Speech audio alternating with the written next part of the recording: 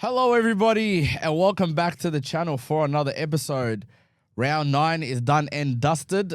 I'm not even going to introduce me and this guy here because you guys should know by now who... Saints fans will know about us. Saints fans, Cats fans, all of them at this Crows point. fans. Or a lot of them at this point. But round 9's done, Nabil. What's been happening? How's your weekend been? How's your week been? On Sunday. Yeah, talk to me. Gym, and you know when you haven't trained in a month? Talk to me. You haven't even trained in a month. I was like, you know what? Sunday morning, I'm feeling good, go to the gym. You woke up Sunday morning, went to the gym. I woke up at 8:30. I had a swimming lesson. Went to my swimming lesson. Fair enough. And then went to the gym afterwards. Fair enough. Much more productive Sunday morning than me. I can tell you that much for free. Anyways, we go to the gym. I haven't trained in a month, mind you. So did chest, did a bit of tries, but 2 days later, my chest feels like it's been torn apart. Fair enough. I trained well then, but that was good. Either you trained well or you haven't trained in a while. One of the two. Fair enough. Yeah, that was my weekend. That was your weekend. That's not bad, to be honest. Where do we want to start today? We Round want 9's to done. start. I went back in history today. Ooh, okay. We went back in history. So over the weekend, what can are you about to open up for you're us? going to enjoy this one. Okay. You're going to enjoy this one. Over the weekend, we had the issues with the timekeepers.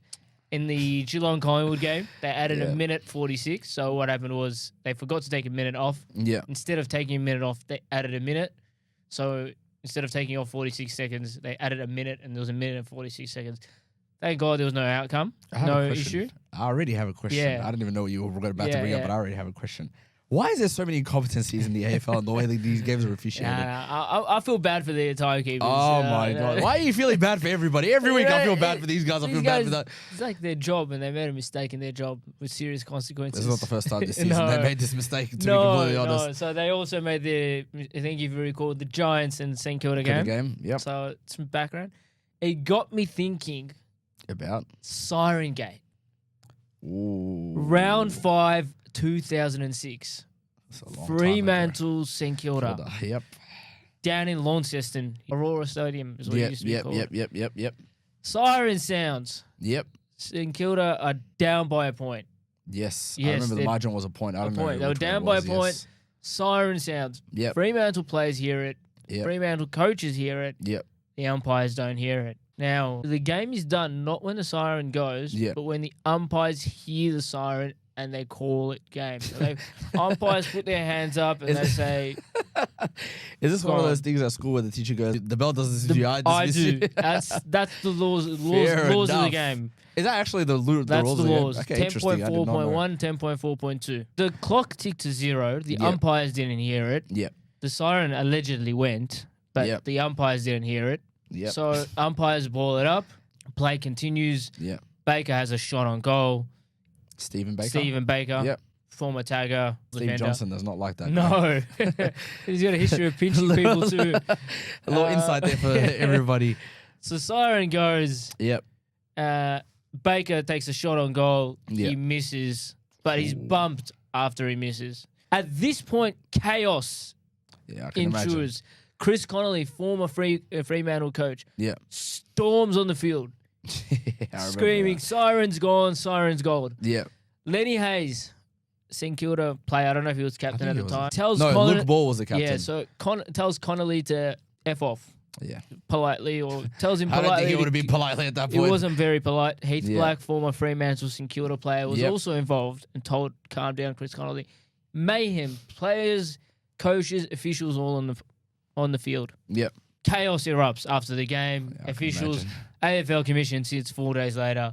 Long story short, it's the second time, I think, according to Wikipedia, it's the second time. It's the only time in recent history. The game was overturned. So it went from being St. Kilda win to Freo win. Incredible. Yeah, 4 days later, results are overturned. So the results were overturned a couple of days later. Yeah, 4 days later. So the game occurred from memory on a Saturday or a Sunday. Research on this. AFL commission sat on the Wednesday. AFL commission sat in Melbourne. There were submissions from the AFL, from St. Kilda, and from Fremantle. Yeah. Decision was overturned. Fair enough. So I did not even know all that happened after the fact, to be honest. Chaotic. Yeah. Absolutely chaotic. And the final official scores was Fremantle 94, St. Kilda 93. but Fremantle hadn't actually scored 94 points that day. Yes, they did. They did. So they officially scored 94 They officially points. scored 94. Instead of it being a drawn game, It was awarded to Freo as a win. 4 days later, the game was awarded to Freo. Fair enough. Long story short, that's Siren Gate for you. We're saying all this to say that the recent time issues that have been happening in the games, in the Geelong Collingwood game on the weekend, the St.kilda GWS a couple of weeks ago, is basically timekeepers do your job. Timekeepers' fault, yeah. Do your job is all they're trying to say. And crucially, the AFL in Siren Gate blamed the timekeepers. They didn't blame the umpires. So they didn't overturn an umpire decision. So the AFL the umpire, the AFL, and one more thing. Who employs the One timekeepers? more thing. You can add this to the thing. One more thing. It was alleged the timekeeper only realized because a punter in the crowd used a beer can to knock on the window to alert him that the siren went. That's when they heard it the second time. That is very, very interesting. So timekeepers, please do your jobs properly so we don't have these blunders every couple of weeks. We don't want another Siren Gate. Well, from one historic conversation Tell me. to another to-be historic conversation. Yes. The Essendon coach, Brad Scott, and his generational pressers have been an where absolute we going? Tell me where we're going with this. shit show this Tell year. me where you want to head with this. Brad Scott's just been on I don't even know what he's been on, to be honest. We're all going to die He's been someday. on, you know what he's reminding me of right now? Tell me. Jose Mourinho. He's just going on rants during his presses. I think on the weekend, GWS and their notorious piss-taking activities when it comes to social media. Didn't like it. When it comes to their Strengths, banners. weaknesses. Literally. So, obviously on the weekend, GWS's banner Tell me. against Essendon was a strengths and weaknesses banner, and there was a bunch of numbers on the weakness side, and there was nothing on the strength side.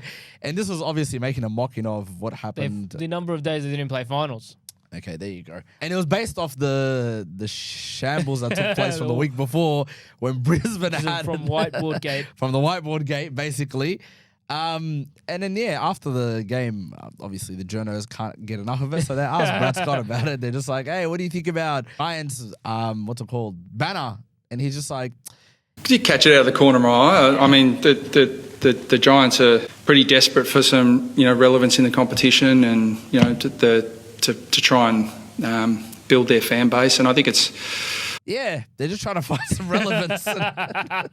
As if the Giants are not relevant enough. That's shots. But Brad Scott's just been... You know when you get cut and you say some shit really mean to someone off a joke? He wasn't joking. He was not joking. Brad Scott was not joking. He got cut. I mean, shit, are they wrong? Let's be honest. They just put the facts up there.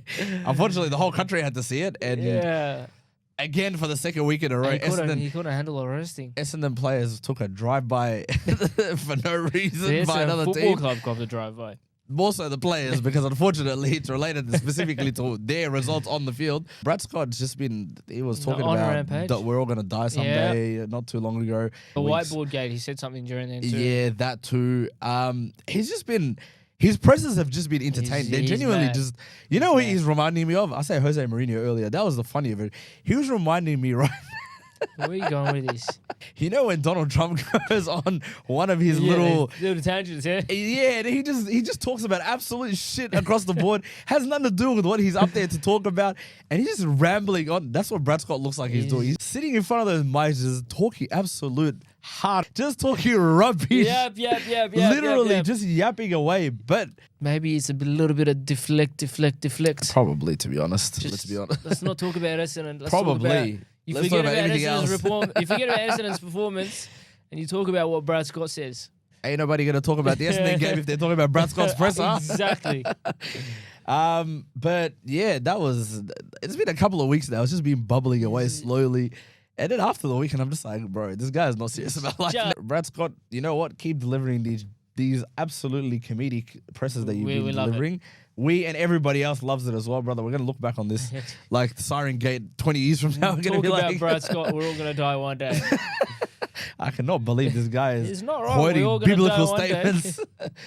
It is time. Top team, flop team of the week. Talk to us. We are going to start. I'm going to start today. I'm starting with Your top team. North Melbourne 30-year anniversary from one of their flags back in the 90s. Yep, 96 flag. Kanga. to us. Yes, they lost on the weekend, but they played great. They played wonderful football against the ladder leaders, the Sydney Swans. Yes. Absolutely matched them in the middle, matched them on the outside. Yep. They held firm down back. But Amadi certainly gave them some headaches. Yep.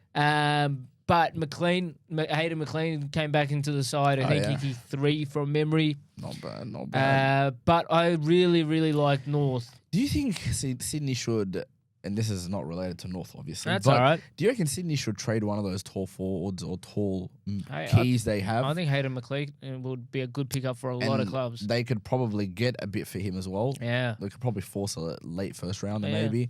Hayden But you think it's a good idea that they should trade him? Yeah. Fair enough. I would take Hayden McLean as a decent pickup. What are you guys just taking, ordering Sydney's if he's on the trade table, or even somewhere like Collingwood would be good. Yeah. Sort of that Brody Mychek former Collingwood player. Yeah. Sort of that mould. Yep. But forget the Swans. I want to talk about North. They matched Sydney in the middle. They defended the corridor like their life depended on it. Yes, Blakey was a headache. Yeah. But even Blakey, yes, he played well, but the Swans could just not get their run and gun game going. Yeah. Could not do it. Their handball game was shut down. Non-existent. Yep. Wardlaw, his pressure. Oh, he's one of my favourite players, George Wardlaw. I think he's out of contract, and North Melbourne are trying to re-sign him. How many years do you think they should give this guy right now? 7 or 8. You give him a big. This guy is your spiritual leader, George Wardlaw. He's not just. He's not just your. In terms of energy, he's a Trent Cotchin type. Yeah. You know, I I'm going to war behind George Wardlaw. Yeah, I agree. He's ferocious. And that midfielder is pretty stacked. And it is, Shizu, LDU. Yep. Even Simkin. But yep, more or less. But even you put LDU and you put Wardlaw side by side. Yep. I'm going into battle for Wardlaw. Yeah. And shout out LDU. He had Luke a really, Parker's really good game. another one that's actually Parker and down back. He's come over from Sydney as a veteran, and he's probably done a far better job than what anybody's expected. 100%. And one more player I want to talk about in North Melbourne. Talk to me. Cam Zohar. Is it Cam Zohar? Yeah. Yep. Plays in on half back the last few weeks. He was, I think, since the beginning of the season, he's played half back. Very, very good moves by North. I liked it. Yeah. Like him and Parker and Daniels. Yep. All of a sudden, their backline doesn't necessarily look as weak shaky. and as shaky. There's a lot of steady heads there. Yep. There's people that provide guidance down there to their tools, really, Logan Comben. Yep. So, shout out North Melbourne. There's one player I do want to talk about. Tell me. And after that, I got a question for you. Their captain, Nikolaki. Yeah. He has been off his game this year. He has been very off his game.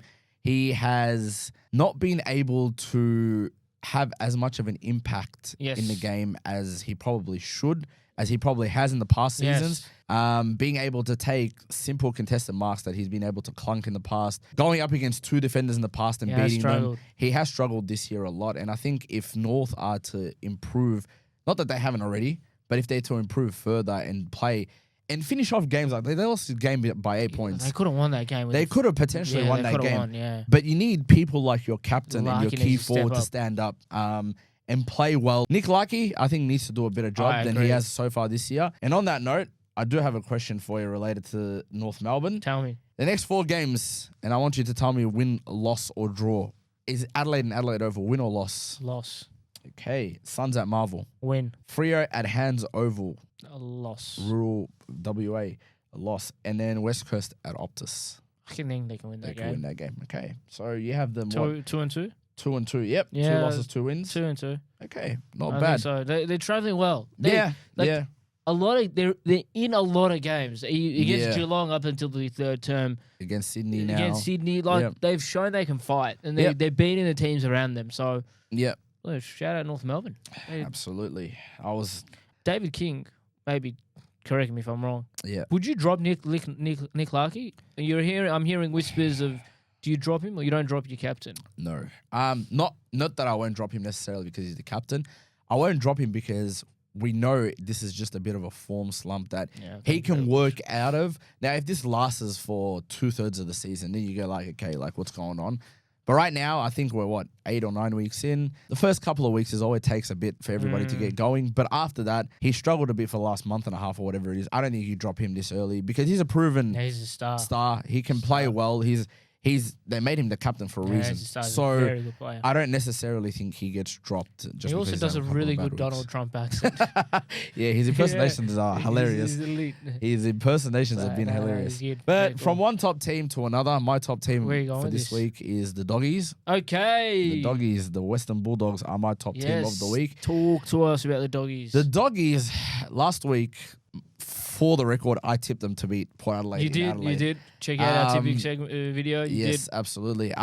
So they obviously went over to Adelaide Oval, played Port there. Now Port lost the showdown the week before by a point. I think 99% of people would have thought Doggies don't stand a chance. Now Doggies lost 4 straight before that. Okay. And they were going into this game potentially, losing a 5th straight. And the way the Doggies season started this year, we all thought these guys are going to be contenders, top 4, no questions asked. We wrote them off.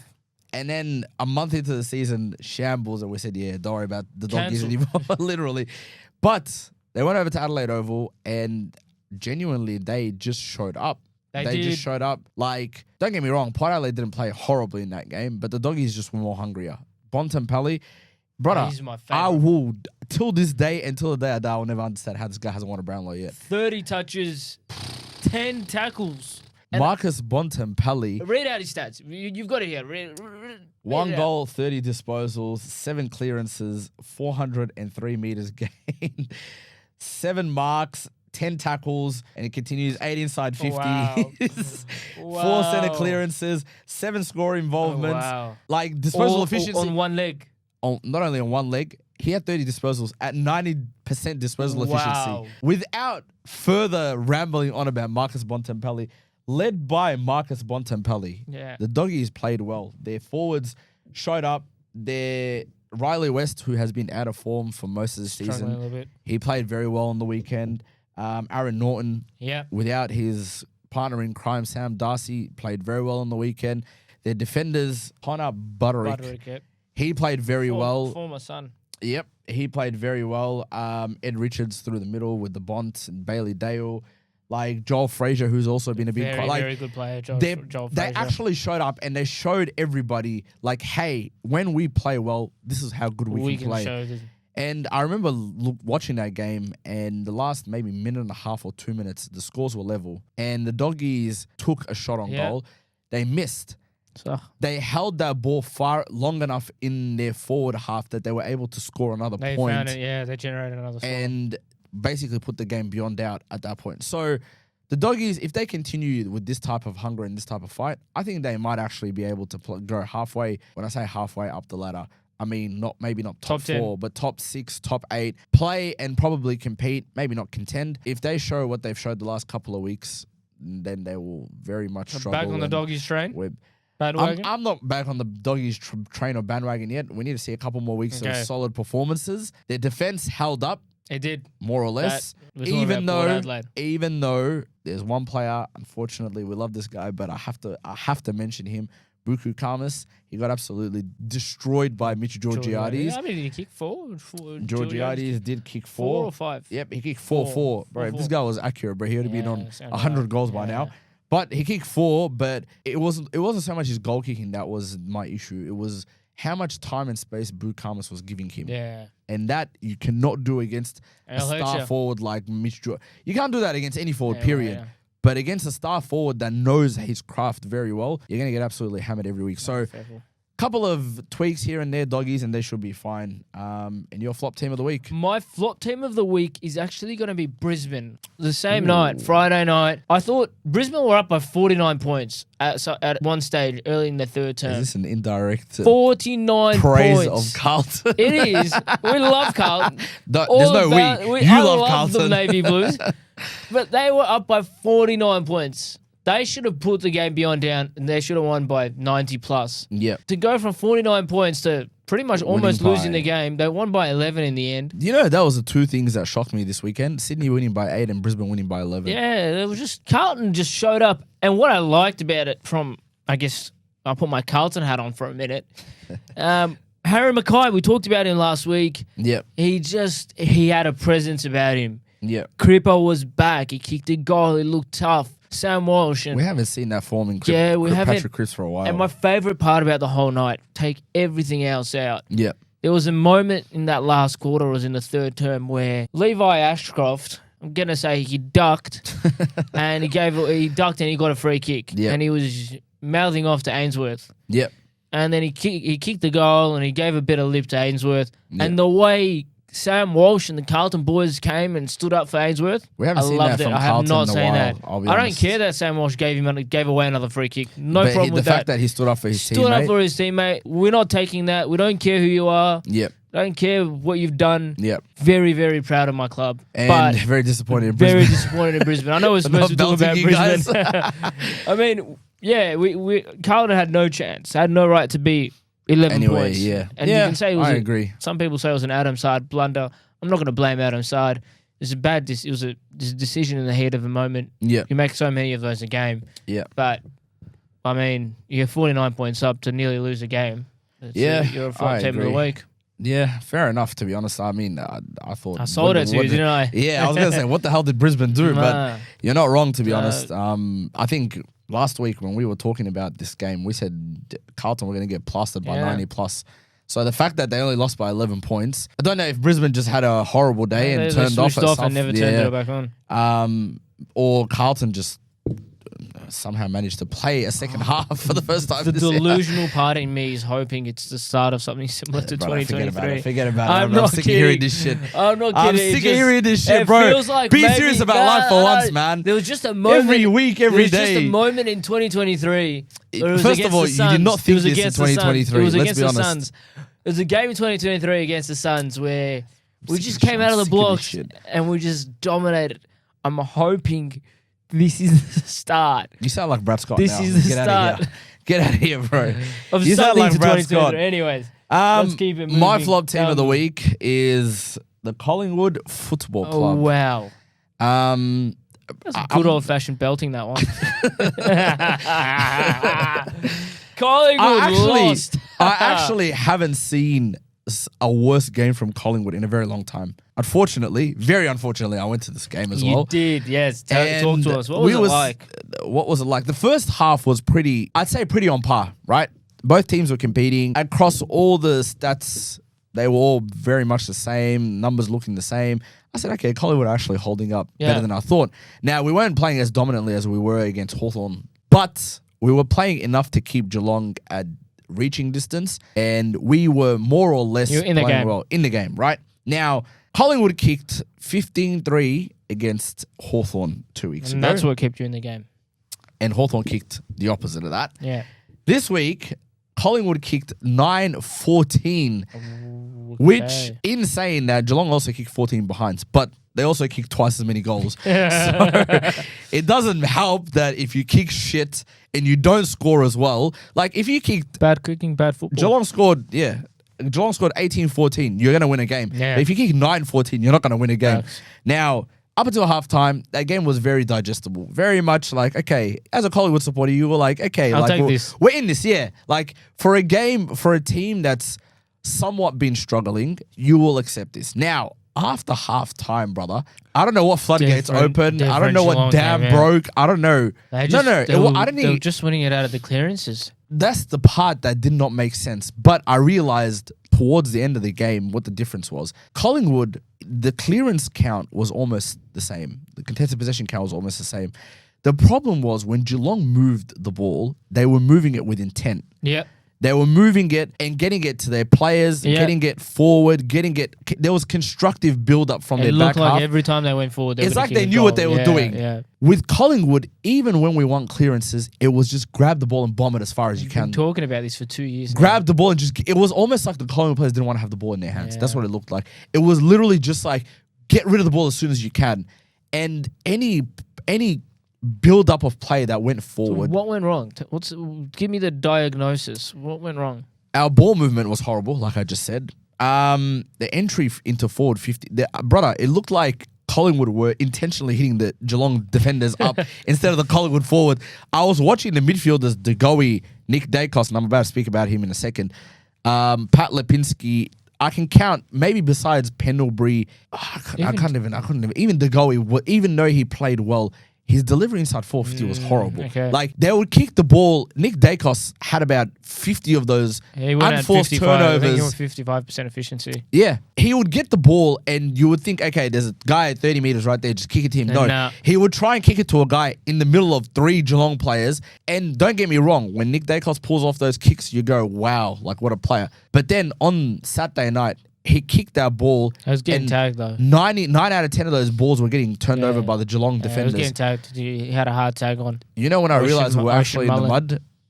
When Oshie Mullen stopped tagging him in the second half, it's like, he's he not got doing his own anything footy. anyway, He bro. went He's and like, I'm got not his going to own worry footy. about it. Yeah.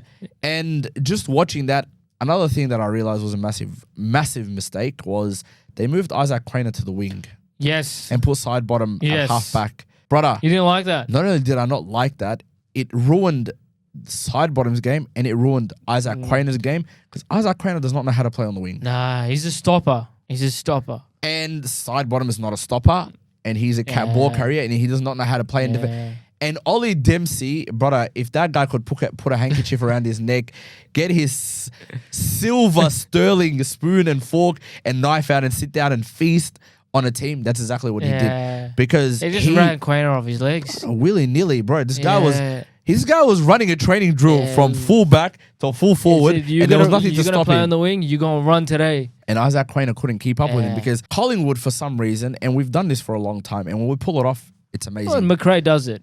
Sometimes But it works. when we don't pull it off, it's horrible, and that is we're defending the other team. We push up high to create a turnover up the ground closer to goal. Now, when a team does not know how to get around that, it looks like poetry. It looks like Shakespeare wrote the play. Let me tell you, right? Now, on the weekend, like when Geelong knows how to get over that, They're going out the back. it looks like a training drill because all they need to do is... Doesn't help that Geelong have the type of players that can break the line. Bailey Smith, Max Holmes, Ollie Dempsey. Count them. Oshie Mullen. They got the type of players that can break lines, and they do it. Even Jeremy Cameron, the way he goes up the ground and down the ground. There was a point halfway through that third very much quarter. break the line. Jeremy Cameron was at fullback, receiving a kick, giving it, and by the time I looked twice, this guy was on the other side of the field receiving them up.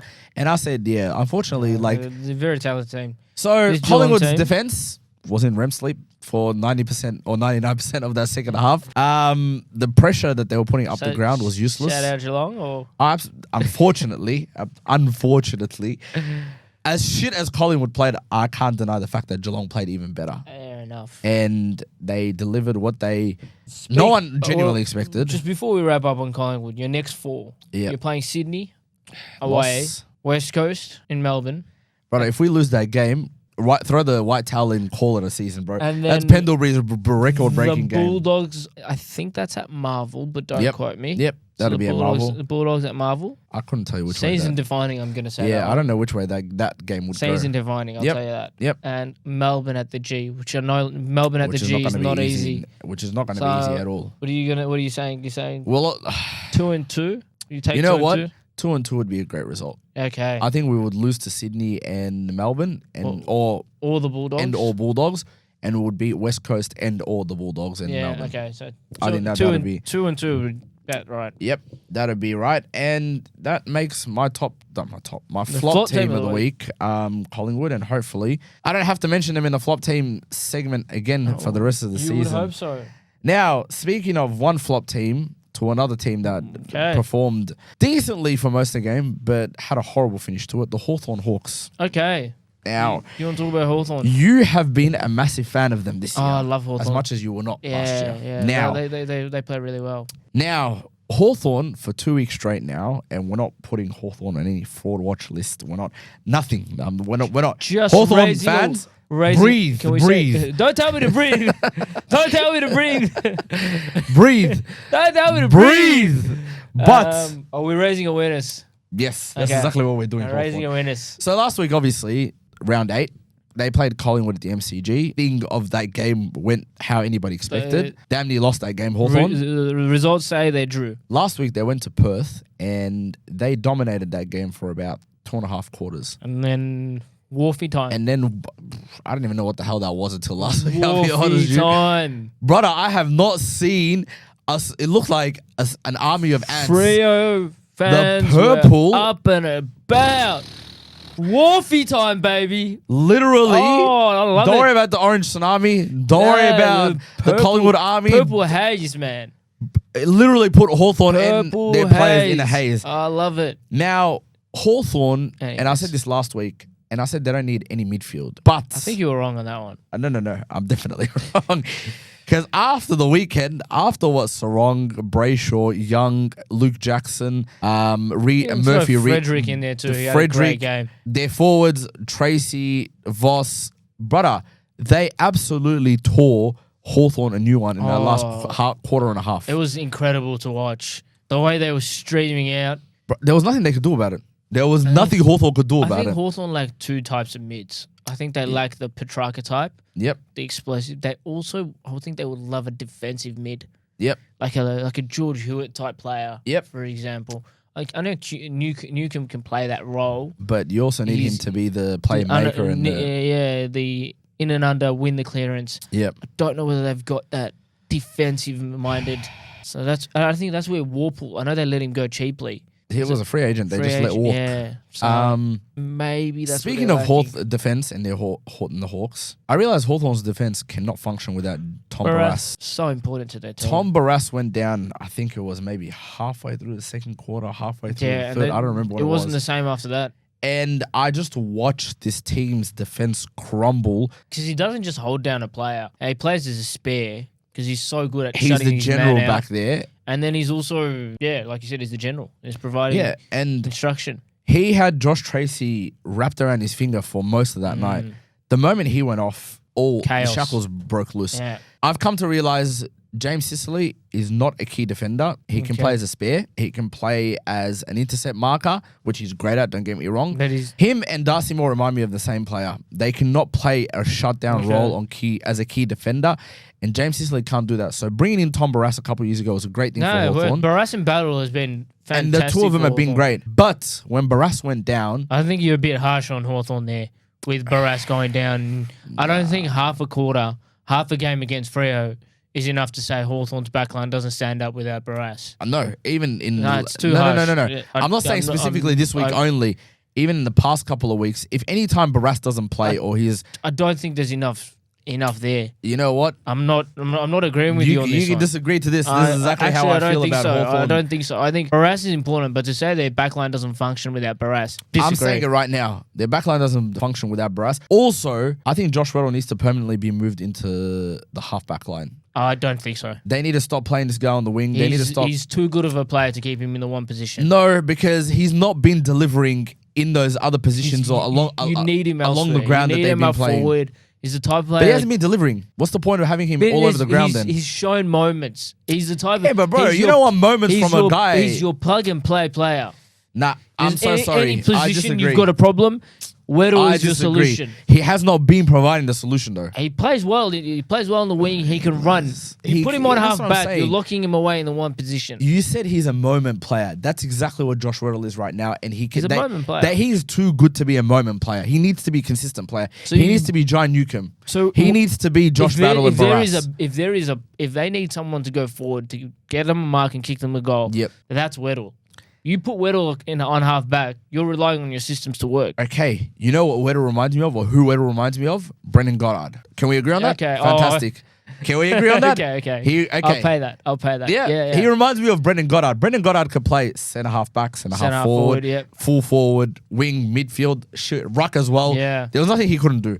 Weddle reminds me of that. He has the speed, he has the athleticism, he has the height, he has everything going for him, right? Hawthorn have been playing him, like you said, across the ground, wherever needed be.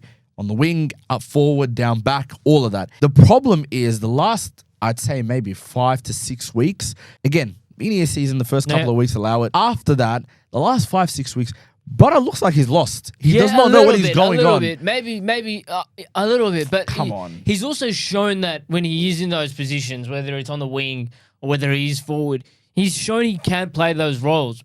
Maybe he does look a little bit lost. Maybe he doesn't have the experience to be able to play those different positions well. But he'll develop that in time. But to tell you, you're But going to I'm leave saying him on right half now, back. He's too I'm good of a player to lock him away on half back. You can't be a player rated that highly, but you're just putting up average player numbers. Like, I'm so sorry. He's playing in a lot of different positions. Yeah, on a more brighter note for here we go. Hawthorn, Tell me. Mr. Benjamin Button himself, Josh. Kick 5? Jack, I was And about he to got say injured. Jack Gunston got injured. Kick 5 and got injured. But he kicked 5 in the first half. Yeah, so Don't worry about on all track that. to kick 10 and Kicked, got injured. genuinely. And I think that was a difference for Hawthorn in the end. Yeah. When Johnston went off. Both him and derailed Nick them. Watson absolutely were lighting That was Optus Stadium great up to watch that game. in that first half. But yeah, by the time Hawthorn's play style and ball movement died down, Nick Watson was kind of slowly dragged out of the game because of it. Jack Gunston got injured, and Hawthorn do have a couple of casualties now. So Barras is out I think it's 5 to 6 weeks now with a hammy. We'll find a lot of it discussing. You know what? Barras. Yeah, we'll come back to it in 5 or 6 weeks. Jack Gunston's He won't play this week. He definitely won't play. He won't play. Connor Nash won't play. Concussion. That's a big loss too. So it's a couple of We'll learn losses a little bit about Hawthorn. Hawthorn the next couple of weeks. But all teams face challenges. Absolutely. Now, where do you want to head from here? Winning ugly and honourable losses. This is where I'm going to go here. Interesting. Winning ugly and honourable losses is what I've got here. What are you telling me? I've got 3 games and 4 teams. Richmond game. Richmond game. We'll start there. Yep. And then we'll talk about the other games. We'll start there. But it just felt like up until halftime, the Tigers were in it. Yep. They were in it. And the Crows did what they had to do. They went into gear 3, went into Yep. gear 4, got the job down. Yep. And sometimes I just think you got to win ugly. You do. I agree. But if you're a Richmond fan, you're not going to be disappointed. Yeah, absolutely. I agree with you. So I don't know if that's an honourable loss. I like to say it is in that. Maybe it's a bit harsh because they still lost by 37 in the end. But I don't know how much I read because I was watching. Adelaide were very inaccurate. Yeah, but if Adelaide kicked straight, Maybe. this would have probably been a Could've 16-point game. Let's be honest. It just felt like up until halftime, I think Tigers were ahead at halftime. Rankin in the middle just went and did his thing. Looking at the scoreline, it just tells me Adelaide had more shots on goal and they just weren't accurate enough to put this Tigers team away. I thought it was a case of Richmond played well for half a game and then the Crows sort of did what they needed to do. I hate honourable losses. I hate it. Because they mean shit. They don't mean shit. It's a loss. Yeah. You don't want pity. The GWS Essendon game is low-key another one. Loss. North would feel the same, an honourable loss. I don't like these honourable losses. Like fans don't want them. You want to be good enough to feel like you were in the game, you could have won. Honourable loss is pity. I don't want pity. Don't give us pity. We're better than that. Sure. And it's hard to explain. Try and explain, what does winning ugly mean? If you're a non-footy fan, you put me on the spot. If you're a non-footy fan and they said, what does it mean to win ugly? Winning ugly to a non-footy fan is like going to your favorite place to eat, but then realizing it's closed and having to go to whatever's next door and just shutting your hunger up rather than shutting your craving up. That's a good example. Does that work? Yeah, that works. Does that work? Yeah, it's like you want to go to GYG and you really want to have GYG today, but unfortunately they're closed, so you just settle for Macca's because you're hungry as well. No, that's a great example. That's the best way I can describe winning ugly is your team wins, but you're not satisfied with the win. Yeah. Basically. An honourable loss? Describe honourable loss. An honourable loss. Oh, shit.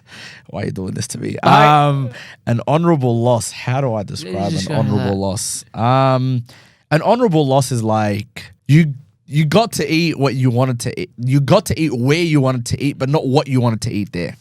Yeah. I guess that's what an honourable loss is. That's an honourable loss, yeah. So that doesn't understand the footy terms. But yeah, I think we can wrap it up for this week. This was a lot of fun. This was definitely a lot of fun. A lot came out of this. Very good episode. And you know what? I like this week because we got to talk about footy. There's all these stories going about outside of football. I think we said this week before sitting down, we said, listen, there's a lot of footy that we can talk about this week. Talk about footy, which is good. Absolutely. As always, guys, don't forget, share, subscribe. It's not my job. That's why I messed it up. Yes, join the channel, join in the conversation, comment. That's it. And on that note, take care, guys. We'll see you next week. Ciao.